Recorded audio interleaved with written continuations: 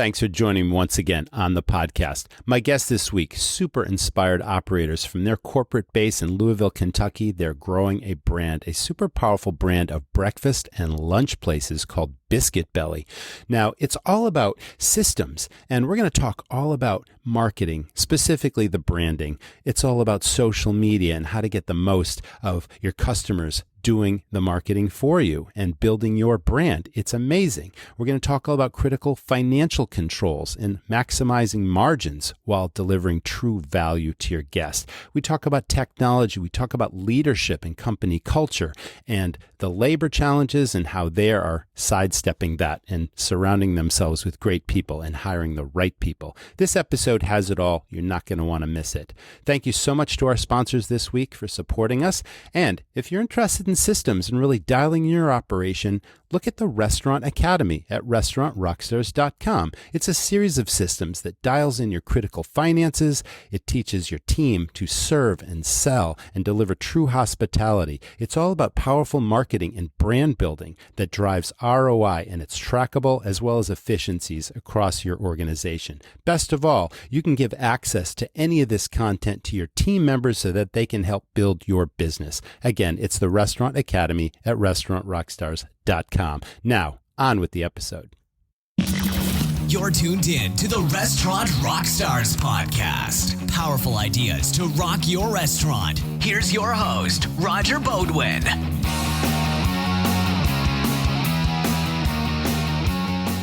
Rockstars, the busiest time of the year is coming. Is your staff ready for the holiday rush? Well, this year, give your team the gift of Pop Menu AI Answering, a simple solution for phones ringing off the hook. AI Answering handles calls 24/7, 365 days a year, so your staff can focus on in-person guests. Customize your greetings and responses, answer common questions, promote specials and events, and send follow-up links to ordering and reservations. AI Answering handles it all while escalating more complex conversations back to your team. Now, never miss another tasty revenue opportunity. Pop Menu is the marketing technology platform designed to make growing your restaurant easy.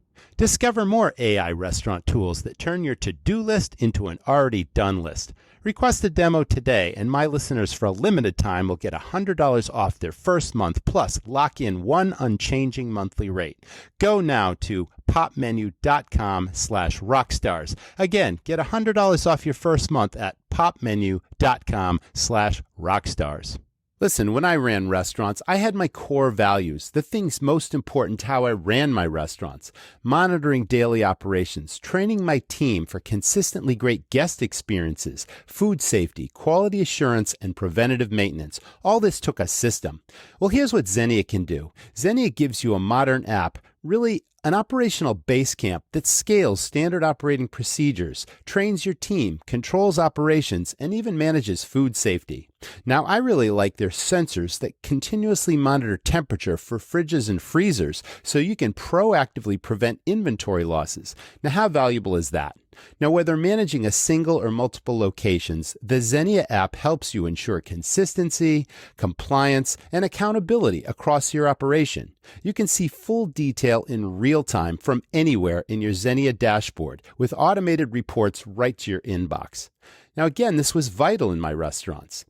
Xenia is offering my listeners white glove service with free onboarding and implementation so you can jump straight into immediate usage and value. Xenia starts at just $69 per month per location. So get my special deal at www.xenia.team/rockstars. Xenia is spelled Xenia. Hey everyone, welcome back to the Restaurant Rockstars Podcast. And Chad, Lauren, welcome to the show. Thanks for being here. How are you today? Doing great. Thanks for the invite. Looking forward to sharing our story today. Well, you know, your brand has a fun ethos. It seems like it's all about fun, and we're going to dive into the story. But first, let's talk about you, pharmacists turned restaurateurs. What's up with that? I still ask myself that all the time, actually. You know, drugs to biscuits just seem like the natural progression. You know, it's all about the dopamine. How did it happen? Like, where did the brainchild come from? You were both having a long career in pharmacy, and then all of a sudden somebody came up with this idea, hey, let's start a restaurant. It's so exciting. Like, tell us how it came about. Whose vision was it? Where did the idea first come from? And then what happened? Yeah, so Lauren and I are both from Georgia, from pretty small town. And, the biscuit reigned supreme there, obviously, for a breakfast meal. And that always kind of resonated with me. And even as a pharmacy intern at the local CVS, the pharmacist in charge there had a brother who owned a little biscuit restaurant called Biscuit Express, population of, 600 people. And so it was where all the hunters went before they, went deer hunting to get the carbs for that day. Gotcha. But yeah, we both went to pharmacy school. I graduated from Georgia, go Dogs, in 2008. And then Lauren graduated from a smaller university in Savannah, Georgia. That's where we met. I did my residency in Atlanta. We moved to Louisville in 2009 and got the entrepreneurial itch in 2011 when I was on a study abroad trip with 4 students internationally. I'll let Lauren talk about what concept she went to that kind of started it all. Well, we went to some girlfriends and I went to a paint and drink concept, and we were literally sitting there, painting. And I'm thinking, this painting looks pretty good, actually. And I am absolutely not an artist. And so Chad is in Australia, and I texted him, this is what we need to do. And we'd spend some time on the phone with other franchisors, just learning about them and trying to understand the economics of different things and looking around our city and trying to figure out, what does our city really need right now? So at the time, I think we had dug into a pizza concept, and Louisville's I feel like the epicenter of all things pizza. And so we're like, that's not really going to work. But when I went into this, I thought, okay, this is painting, artsy stuff. This is alcohol related. This will kill it in Louisville. So we opened that pretty quickly thereafter. And it was great. I mean, it went over kind of gangbusters. Did you have the name from the beginning, or did that come later? I mean, tell us about the brand building, because your brand is super powerful. You go to your website and everything is cohesive. Your social media, we're going to get to, is incredible. Everything about the brand is on target, on strategy, on point, and it's fun and it's catchy and it's alive. So tell us about the brainchild for Biscuit Belly. We talked about, the Southern charm and the Southern cuisine and the biscuits and all that sort of thing. But that's one thing, putting out a great product, but then creating a brand around that product is an entirely different thing. And you've done a particularly great job with that. So let's elaborate, dig a little deeper on that. Yeah. And to follow up where Lauren was, we were selling a lot of wine at this concept. And that then made us think, okay, well, let's open up a wine bar. There wasn't a wine bar. Mm-hmm. And then we opened up and kind of developed this concept called Luvino. And that was a 5-unit concept, 60 wines by the glass, small plates, like tapas style. And started our first one in 2014. We often kid that our first time working in the restaurant industry was the night we opened our first Luvino. And so kind of fast forward, we grew that to 5 locations, and started talking about doing this biscuit thing kind of as a spin-off slash tilt of the hat to where we came from.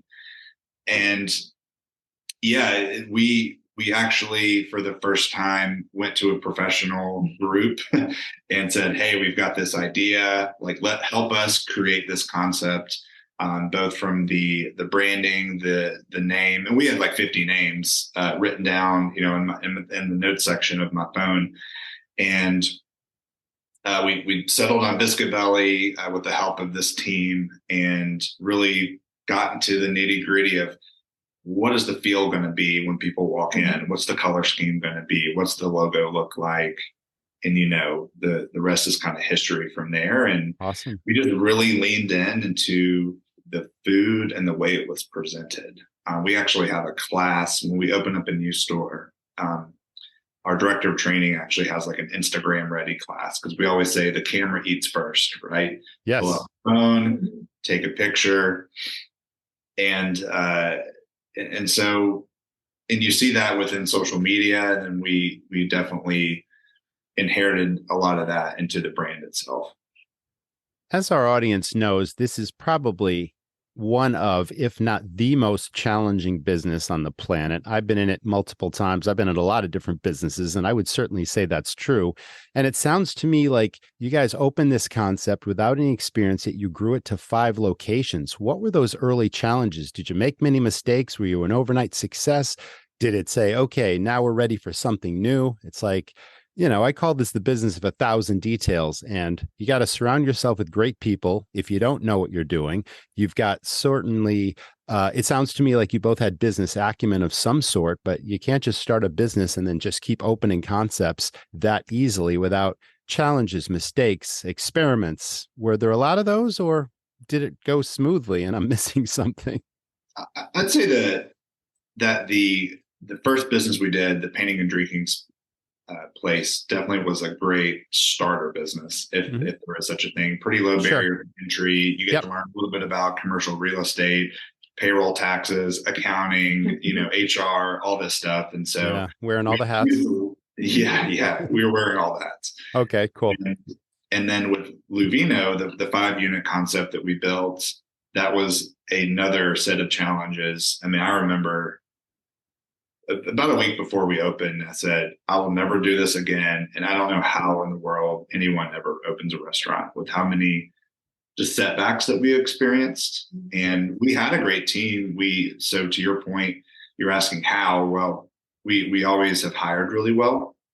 And we had our executive chef and our general manager hired, several months before to start working on the concept, the wine menu, the food menu, the hiring. And that really taught us, wow, people are very important. And we saw that with the previous concept as well, but even more so in a restaurant, of which we knew very little about. We knew how to eat at one, and that was about it. And I think Lauren and I both spent our first week or so, because it was so busy, washing dishes, either behind the bar or, in the kitchen.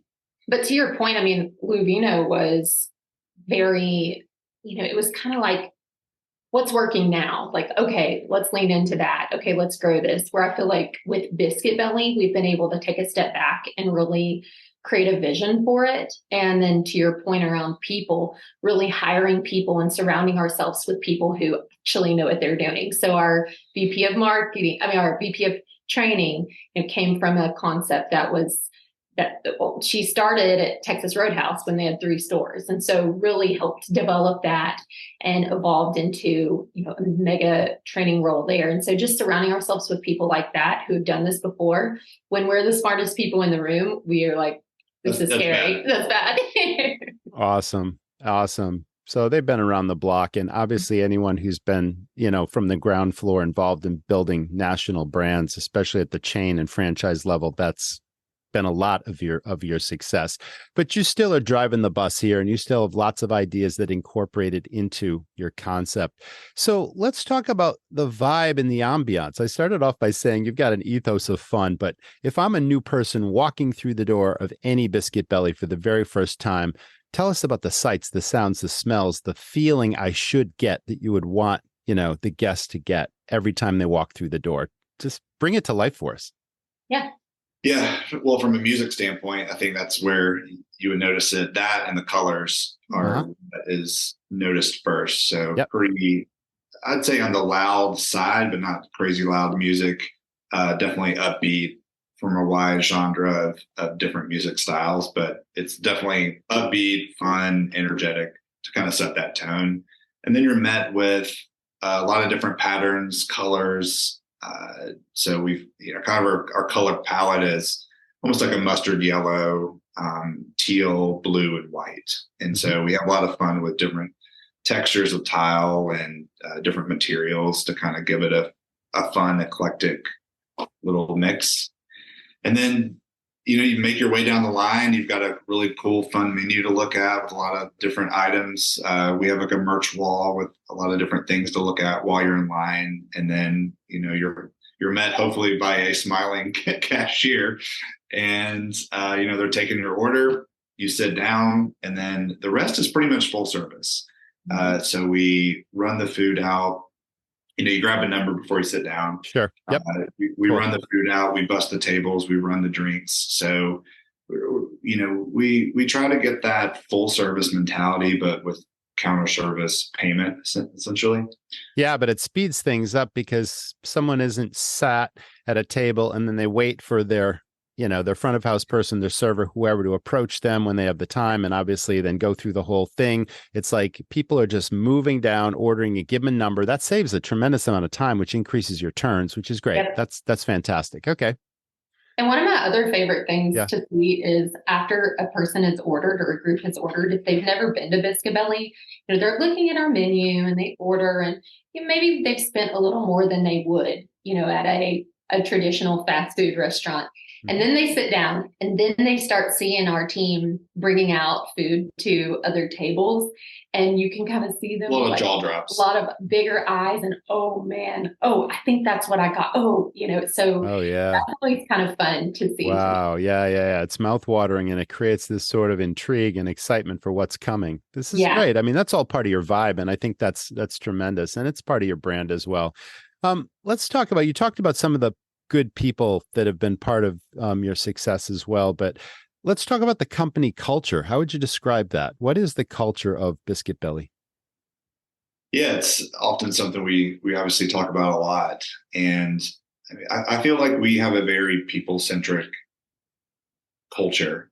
And we also give our people, especially, at the corporate level, a lot of autonomy to grow and not be micromanaged unless, maybe they have to be sometimes for growth purposes. But, we have weekly kind of touch-based meetings. We use the entrepreneurial operating system, EOS, so that kind of guides a lot of our processes and how we do things. But, I feel like we're aligned.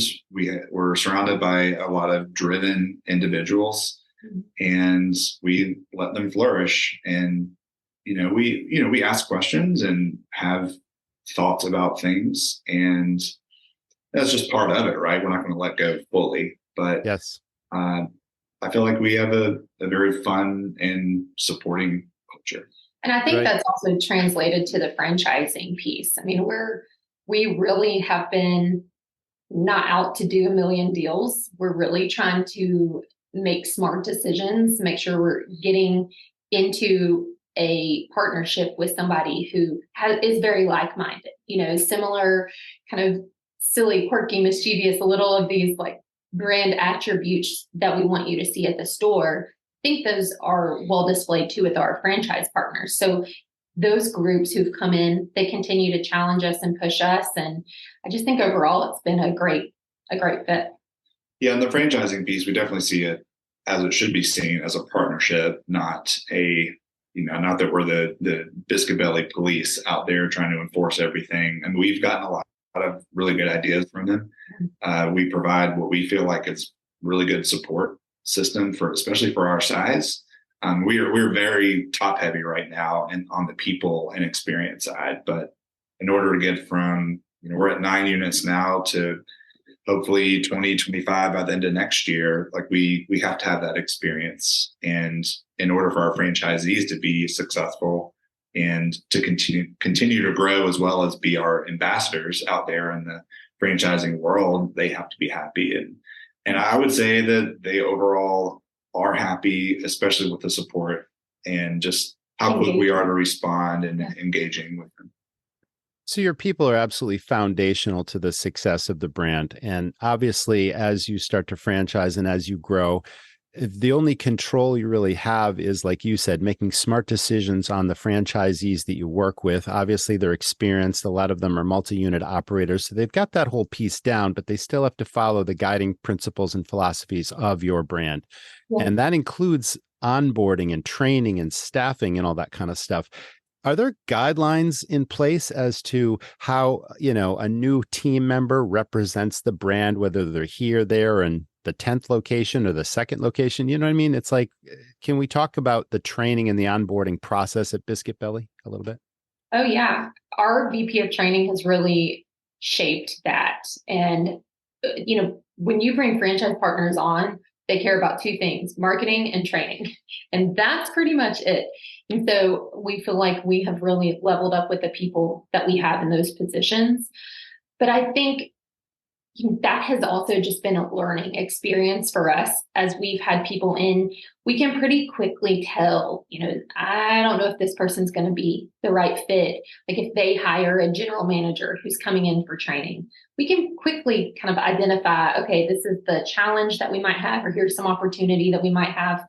And then some have even said, hey, can you help us hire a general manager? And so we've been able to really be a part of that process. I think we've been lucky, to your point about being able to bring on people who are already in the restaurant business. Some of our franchise partners have actually almost specialized in partnering with early stage franchisors.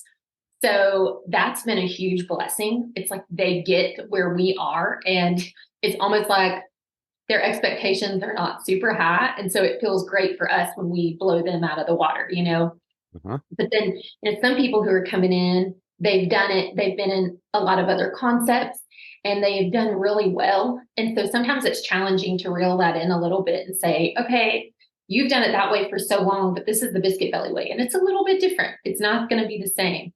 But we've learned a lot from them. And I hope that they've gained a lot of trust in us and our process and whatnot. Yeah, I mean, you seem like genuine, authentic people with the right mission and goals in mind, and you really just want everyone to succeed, and you sound very supportive. What are each your different roles, and is there any overlap between them, or do you kind of stay in your lane? Do you both deal with the franchisees? I mean, let's talk about separation of responsibility. Listen, from one restaurateur to another, and I hope you GMs out there listening as well are paying attention. Marketing should never be an experiment. Oh, I tried this or I tried that. No, any of your valuable dollars that you spend on marketing should absolutely be trackable. You should know exactly where the business is coming from and that it's driving return on your investment. You spend a certain amount of money, you want to make far more money in return from that marketing, if you can track it. So pay attention. My friend Dyson runs a business called the Birthday Club, and his program is done for you because we know that everybody dines out on their birthday. It's a tradition. It's a celebration. But not only do they not come in by themselves, they bring many friends with them. They usually have free spending and large check averages. It's very profitable business. So why leave it to chance? Why let your competitors get all the birthday business? So again, the Birthday Club is a done-for-you program. All you have to do is check out www.jointhebirthdayclub.com/birthdayrockstar. It's a great program. If I still owned and operated restaurants today after decades, it's something I would definitely be doing, but it's worth checking out. So check it out. Jointhebirthdayclub.com/birthdayrockstar. I think we would kill each other if we didn't stay in our lanes. Chad so he mentioned that we operate on EOS, the entrepreneurial operating system. And I'm sure a lot of your listeners have heard of this, but he is the quintessential visionary. If you had a poster child for an ideas person, he is it. And he does a great job of leading us and really providing that kind of insight about here's where we should be looking and looking ahead, and let's plan for this. Oh, what's happening in the world, or what's happening, in the culinary scene that we should be digging into. He's great at that. I am more of it's called the integrator, but it's the person who takes his ideas and says, let's pause on that, or absolutely not, or there's no capacity for this. It's a lot of kind of reeling in and saying no. But then I also get the pleasure of working with our team to help kind of project manage the ideas that he has into life. All right. That's a great answer. Fantastic. She answered a lot better than I did.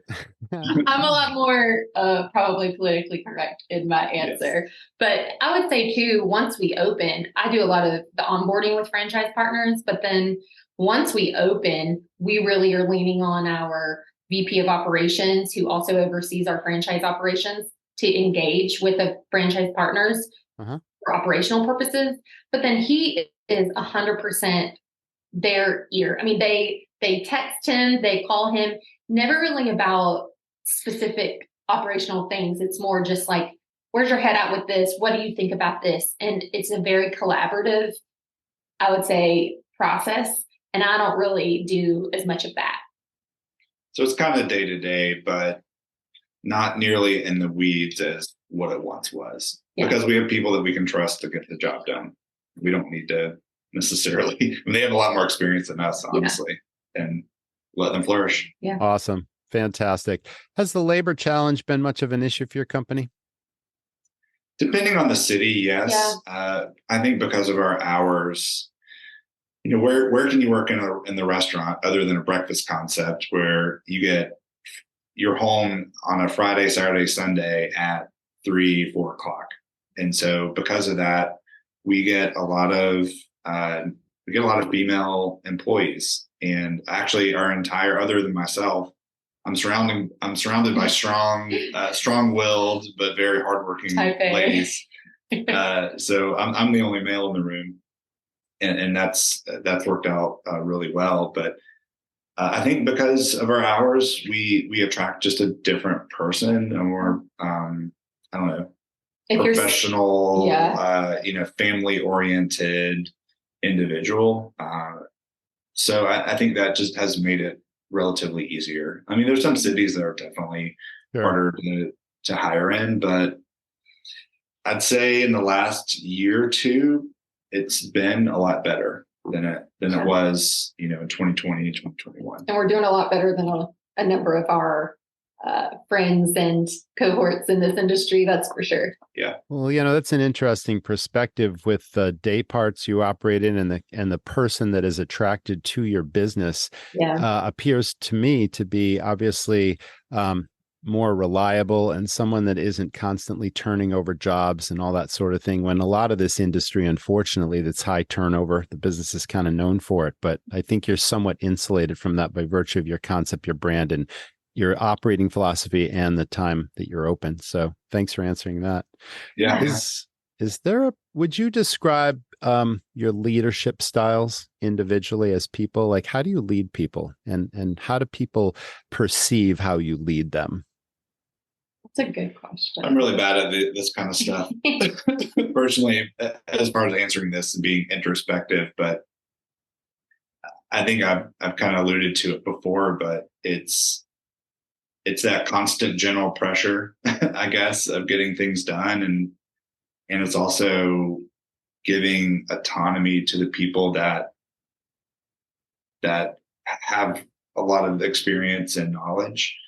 And again, I think because the way we've structured it with EOS, it's allowed me to, be that more visionary and how do I grow the business? What are means and ways in which to grow the business, and looking for trends and, commodity prices, and to make the stores more profitable, and establishing relationships with the franchisees. But I'd say empathetic. I'd say giving autonomy. It's definitely not like a dictator role by any means. I don't know. I don't know what other words to really use it. That would be my personal opinion of myself, I guess. But all right, that's fair. How about you? And I would say that our team would agree with that. I think that my leadership is more, in this role and in surrounding ourselves with people who are a lot smarter than us. But being so early stage, we don't necessarily have the admin or what I would call like entry level roles that our leaders can lean on to do some of the actionable items that they need done. And so my leadership style, I think, is more cheerleader / supporter. So I say all the time, like, do not do monkey work. If you have monkey work, I can do the typing. I can do the, copy paste, the things like that. If you put your vision down, I can help make it happen. So I think that our team would say that I'm support center, and the glue. Yeah, Keeps us all the train on the track. Yeah, pretty much. Yeah. As you continue to grow your business, are you able to, well, first, have you been able to find a very strong work-life balance? And do you see yourselves able to maintain that as the company grows to 25 units by the end of next year? Yeah, someone was asked a question, the same question a few years back on a panel I was on. She said, "Well, there's no such thing as balance; it's juggling, right?" But we're very lucky in that we have not.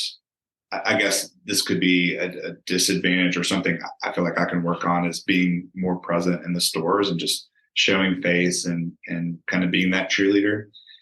I mean, we have not established ourselves in the stores in the fact that they need us to be there to support them. We're happy. I mean, actually, I think the last 3 Mother's Days, I'm always working. Lauren and I have both been working just to support the restaurants. But we are lucky in which a lot of our work can be done remotely in a way.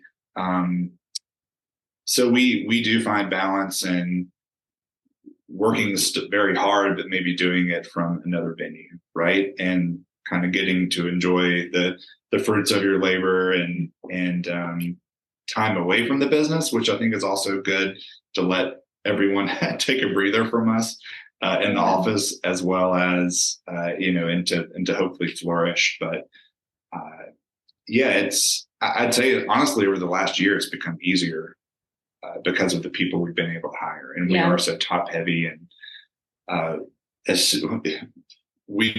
do have ideas that trickles down to actionable items, and we have the people that can do it and do it quick and do it right and get it out. And it's like, oh man. So, and I was at another talk of another founder and CEO of a company, and he's like, my whole goal is to become basically like irrelevant, right? Like you want to be there to make big boy decisions, I guess, or big girl decisions. And of course, but it's like, let your people do what you hired them to do. But we have to be careful with this. When a visionary has too much time on their hands, it's never good. I'm like, go play, get in a pickleball league, go do something that you can learn to do, and maybe stay away from the biscuit ideas for a hot minute. It's like a kite. You got to reel them in every once in a while, Lauren. Yes, 100%. Yeah. Come on, Chad, down to earth. Come on. No. I'm told no. So I go to my room. Yeah. Is Mother's Day the biggest day of the year for you? Yeah, and we have Derby here in the city, so that is big for Louisville, or basically the week leading up to and kind of the few days after. But yeah, Mother's Day, I would say industry wide in the brunch world is definitely the biggest sales day of the year. Let's talk about any experiments that you tried that didn't necessarily work out. It seemed great in theory or on paper, and you thought it was a big idea, but it didn't work. Yeah. Anything come to mind? So recently. Oh yeah, we've tried to add some even more full service ideas that it just, with this store in particular, which is one of our more difficult ones to staff, it just didn't work. So we almost tried to go to a full service model, but not really full service. I think it was just causing confusion and actually causing service to be worse. But no, I mean, I will say that again, going back to the people piece, we now have a very good system to vet and test and experiment and, do all of that stuff with a new item or a new product, etc. Whereas maybe before then, I would just say, oh, well, it's the same flour for the biscuit mix or the same, sausage, so it's going to be fine. When in fact, it actually made a big change in the recipe or the flavor profile or whatever. So I feel like the process and systems in place now kind of prevent a lot of mistakes from happening. But I wouldn't say we necessarily had a product failure. We definitely had a more chef-driven gourmet menu in the very beginning, like using really fancy cheeses and house smoked meats. And it was almost too fancy for what it was, like local, hand-picked mushrooms that were $15 a pound. Well, it didn't make a difference, and our food cost was terrible. And so, like, hey, if we're going to scale this thing, we've got to think, okay, well, we still want the quality to be there, but what are some products that we can use? So we had to cut some things off the menu that just didn't make sense to have, these 6 ingredients just for this one dish. Like that becomes challenging to scale. Yeah, thanks for bringing that up, because that's part of, we're going to talk all about your menu, of course, but your portions seem like they're very generous, and the food is indulgent and decadent and really over the top, which obviously leads to your branding and your social marketing success. But the key point I want to make is the importance of costing out these dishes and knowing exactly what each one contributes in terms of profitability, and also knowing what the volume of sales is, popularity versus profitability, and the spread between all those things. And there's so many operators out there that aren't zeroing in on that important piece, because with inflation and the highest labor costs we've ever had to pay in this business, those are variables beyond our control. But what we can control is the profitability of that menu.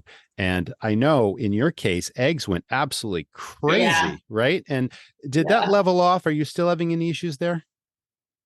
Yes. So in 2022, breakfast and brunch restaurants experienced the highest amount of inflation versus any sub-segment of the restaurant industry.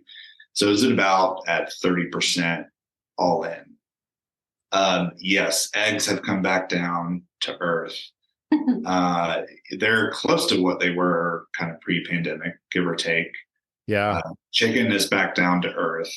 And we're pretty chicken focused on our proteins. And I've really I've found a couple of key suppliers that we've just said, hey, here's our growth plan, and here's where we're going to be at the end of next year. And you start telling the story, and they seem interested. Maybe they're interested in any business, but they're especially interested in growing brands that they can partner with early on and provide us really good deals on bacon or sausage or whatever. And so we have a couple of those partnerships now, and to bring our cost of goods even lower, still using really good products. It's just we're getting volume deals and discounts on those. But yeah, we have been very lucky this year where our cost of goods are more in line to what they were kind of pre-pandemic. Now, granted, our prices have increased, but though we haven't taken, I know some concepts are taking multiple price increases a year. I think we've taken, since 2020, we've taken maybe 3, like 1 big one and 2 small ones. So I feel we've actually probably increased our prices much less from a percentage wise as many other concepts. People still think we're a little expensive because they compare brunch to what you used to get at like Denny's or what you can cook it for at home. Sure. I mean, normally fairly cheap products, but again, when you're doing bigger portions and usually they see their plate and they're like, oh, okay.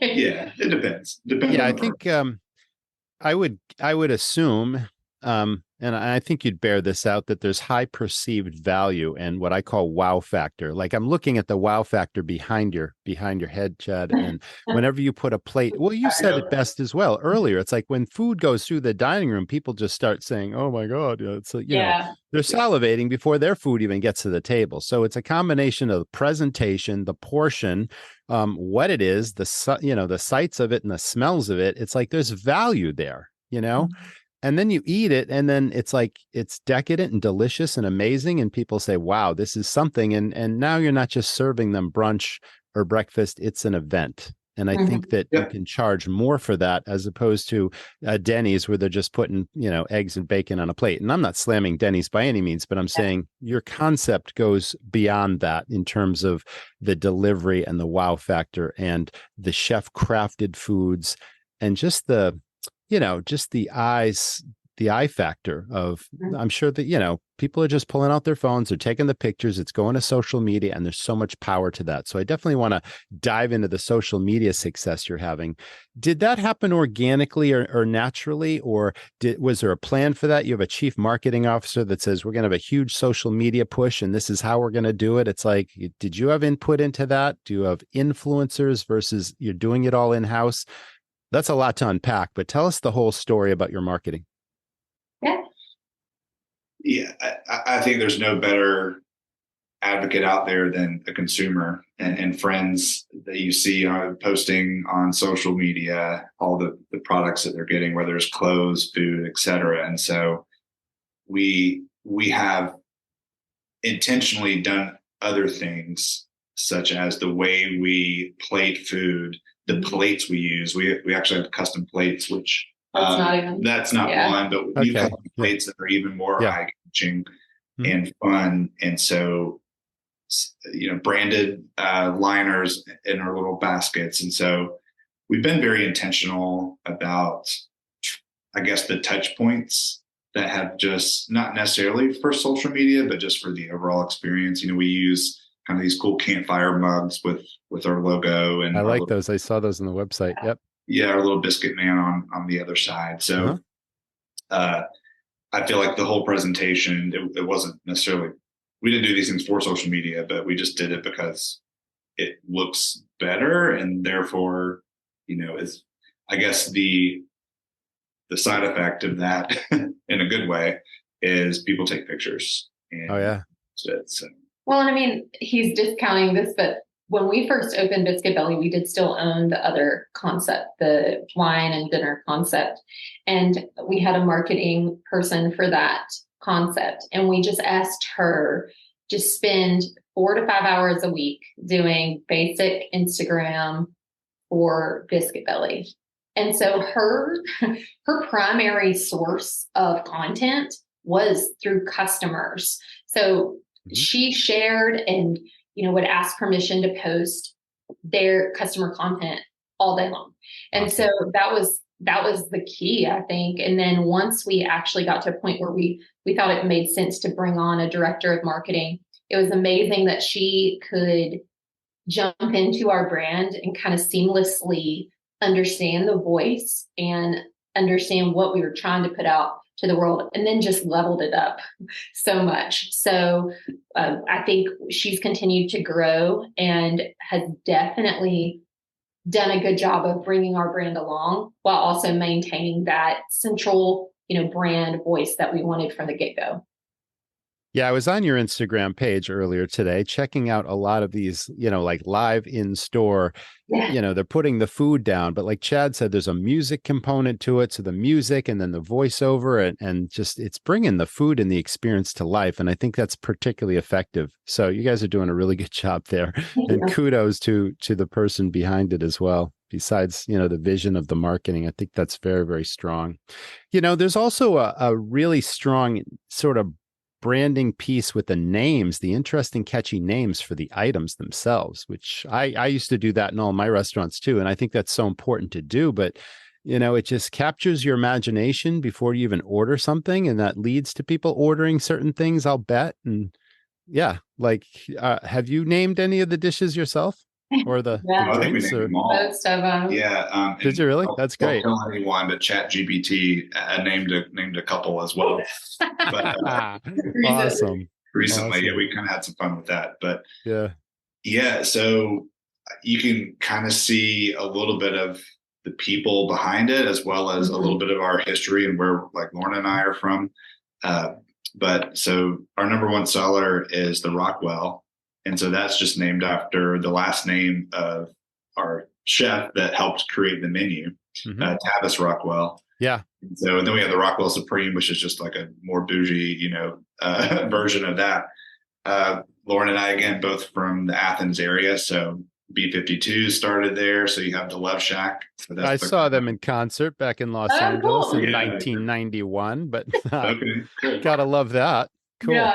Yeah. So, and then, Love we just have fun really with a lot of the others. And I don't know. There's not really a science behind it. I mean, sometimes it is very hard to figure out what the hell we're going to name this. Well, and I mean, just recently, the last 2 weeks, we've had this struggle of, if you name it something random, people will actually read what's in it.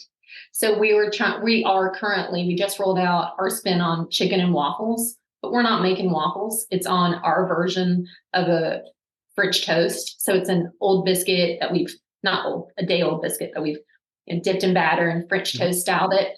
Cool. And with whatever we had it named at the test store, it indicated in the name that it would be chicken and waffles. And then we didn't do a good job in the description saying there is no waffle here. So guess what our biggest complaint was? There's no waffle here. And so we changed the name to Chicken Ditch the Waffle. And I love it. That's great. Kind of added some verbiage to very clearly articulate. Yeah. So the thing that I learned from that was if you were naming something similar to, a broad name, but you change it at all, or it's not a stereotypical, meeting expectations, you're going to have pushback.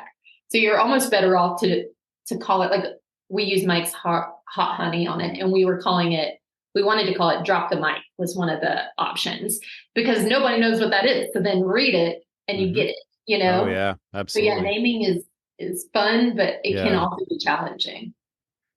Well, it's definitely a worthwhile practice because, again, it's creating a point of differentiation. It's a competitive advantage, and it's probably a big part of why people come back. It just adds to the fun factor. Yeah. And then people, of course, have their favorite items, but, you have plenty of items to choose from. So you almost want to try everything before you even settle on a favorite, Yeah.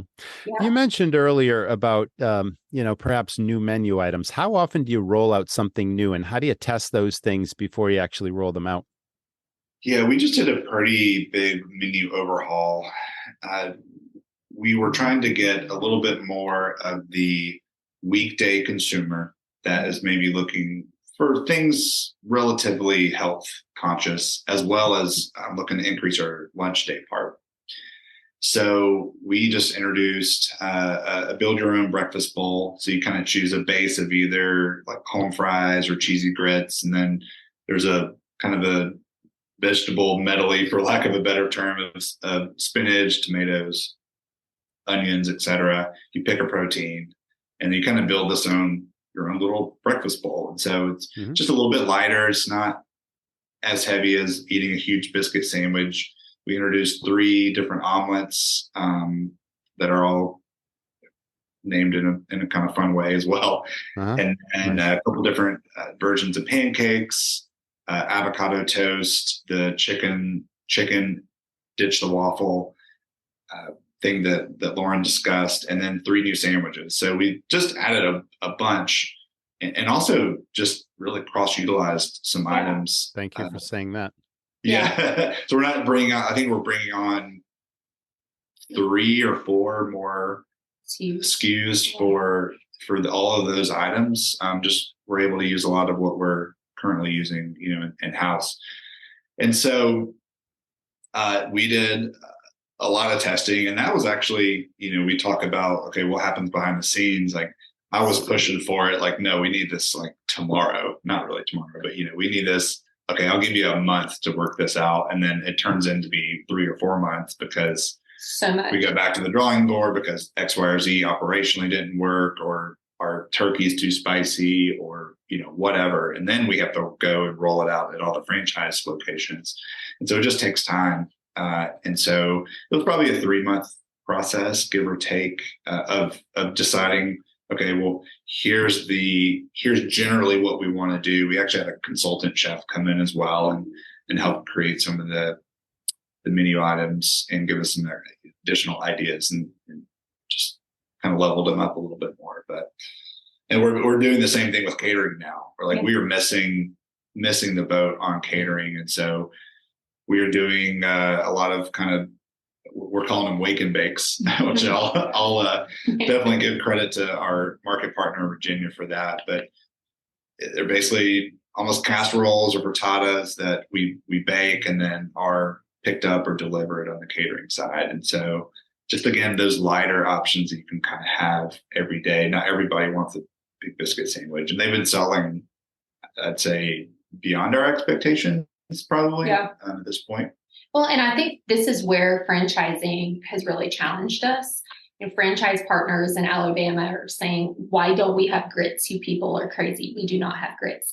And then, looking at things like, to us here, we have the hot brown is big. And so our menu has a hot brown or throw to it. And nobody cares about that, where they're from.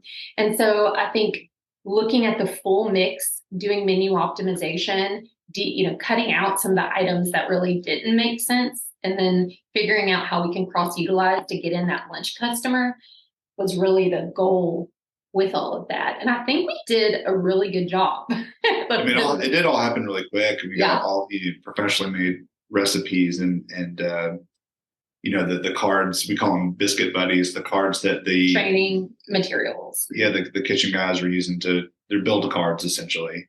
And so, it was kind of pedal to the metal to get it done. Yeah. It's still slower than I would have ever liked, but it's still, it was fine.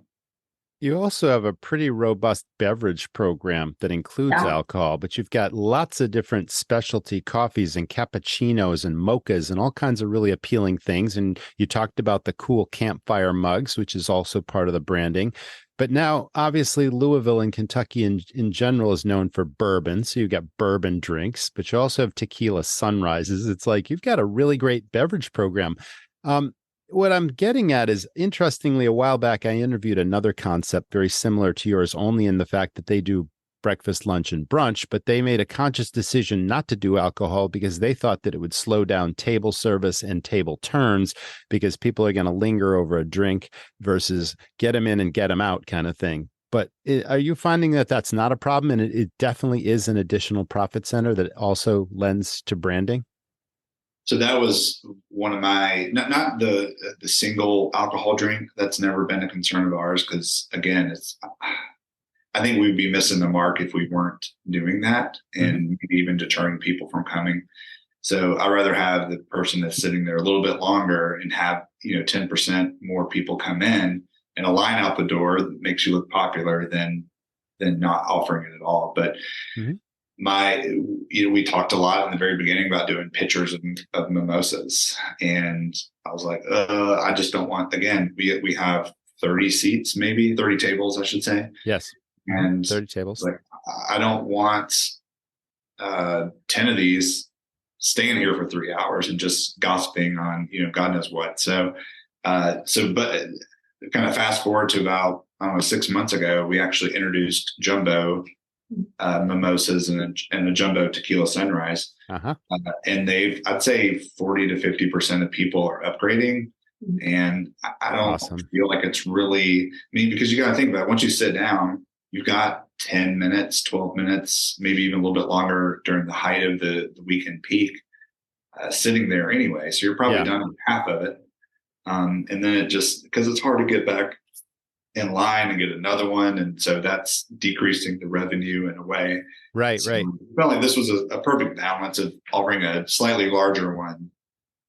And we haven't really, it's hard to really put a data point on that, but hasn't slowed down anything from our knowledge. So let me ask you, when people walk in and we talked about them placing the order at the line kind of thing and then going through the cashier, do they get their drink immediately so that they can take it back to the table while they're waiting for the food, which obviously keeps the service flowing? If it's like a soda or tea or drip coffee, we'll give them the glass vessel to go get it, self-serve bar. Sure. Yep. And then lattes, bar drinks. They're made within a few minutes, and we take those to the table. Sometimes they're done before the people sit down. So many states, obviously, when the pandemic shifted, allowed, restaurants to serve alcohol out the door in a sealed container, that sort of thing. And I don't know if Georgia is one of them or if you've been able to do that. And then those states have continued the practice, even though the pandemic, for all intents and purposes, is over. Where does the state or where you operate in, stand on that issue? And are you able to do it? Yeah, I don't know every state's law as far as all the 5 or 6 states that we're in now, but I know in Kentucky, they still allow it. So that's right. That's where we're based and our kind of corporate locations are. So sure.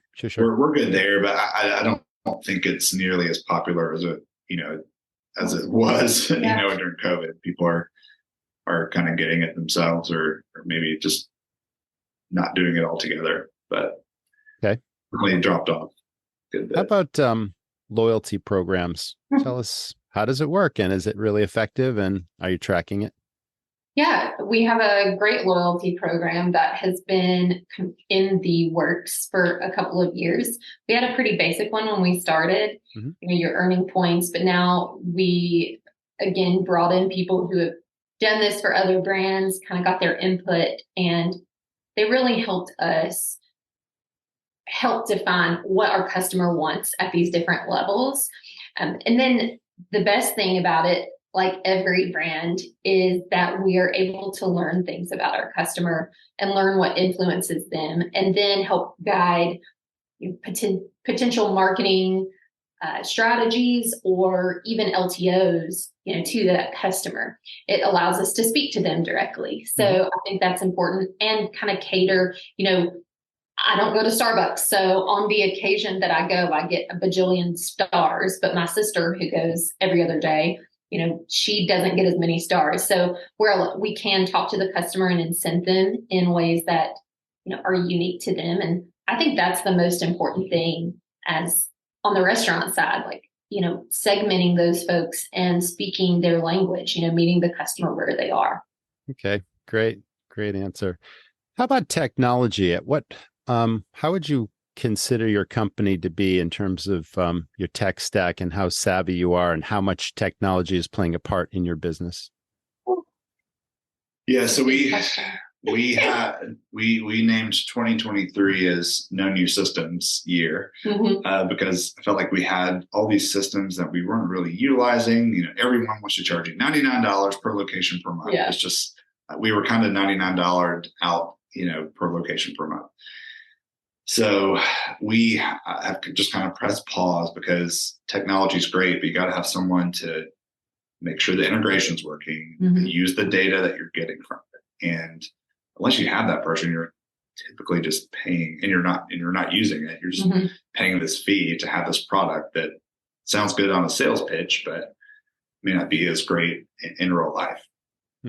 So I feel we have, again, talking to other brands that are much bigger and more established than us, we have everything they do plus more, but we aren't, teched out, so to speak, where we have too much that we don't know what to do with it. I think the pieces that we use the most, obviously we have Toast POS and the KDS screens in the store. We've got our loyalty program. We've got, a typical IVR, or it's more like a smart text-based IVR phone system. We actually went against our rule and we signed on with Ovation for feedback this year, actually just a few weeks ago, and that's been pretty insightful thus far. And we're already making decisions based on that. Good to know. Yeah. Restaurant 365, we have all of our accounting, inventory, scheduling through that. Obviously, several things through the marketing piece that we use to help automate that. I guess, from a service/tech standpoint, we've got a printer that we, like an outsourced printing facility that we use to help just basically get menus and other things to our franchisees, pretty effectively and efficiently. So I don't know if I'm missing anything. No. Microsoft Teams. Still a lot. I don't know. All right. Well, and then our learning management system and kind of our intranet. It's a World Manager. I think they were just purchased by Friend Connect. So I don't know. I feel like we've got plenty to keep us busy on the front, but we don't have a lot of just junk that we don't need either that's not getting used. Great. Well, you guys have talked about every aspect of your business, and you've really given us a lot of insights. Best practices definitely came clear. The marketing piece is point, and delivering value to the guest for sure, and just having a ton of fun. So you're doing wonderful things for the industry, and it's been great having you as a guest. Yeah, we never do things together. So this is kind of a Yeah, right. well, like podcast. I was like, see you 24 hours a day. I know. No, It's lovely though. we do that. But Awesome. Well, thank you so much for being here. That was the Restaurant Rockstars podcast. Thanks to our audience for tuning in. Thank you to our sponsors. Stay well, everyone, and we'll see you next time. Chad and Lauren, what a fantastic episode. You shared so much about your approach to the business, your journey in the restaurant space, and the ethos of running and creating a fun and very strong brand. We covered so much about your brand building, and it certainly is the magic formula of successful restaurants. So thanks for sharing. Thanks so much to our audience for continuing to support and follow us, and we can't wait to see you in the next episode. People go to restaurants for lots of reasons. For fun, celebration, for family, for lifestyle. What the customer doesn't know is the thousands of details it takes to run a great restaurant. This is a high-risk, high-fail business. It's hard to find great staff. Costs are rising and profits are disappearing. It's a treacherous road and smart operators need a professional guide. I'm Roger. I've started many highly successful, high-profit restaurants that I've now sold for millions of dollars. I'm passionate about helping other owners and managers not just succeed, but knock it out of the park.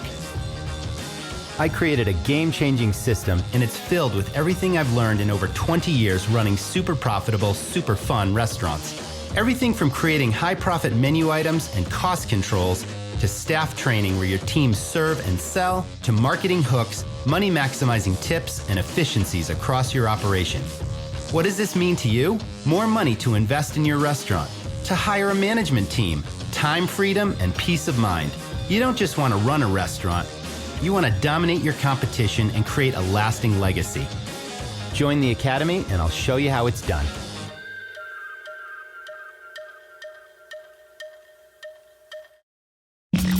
Thanks for listening to the Restaurant Rockstars Podcast. For lots of great resources, head over to restaurantrockstars.com. See you next time.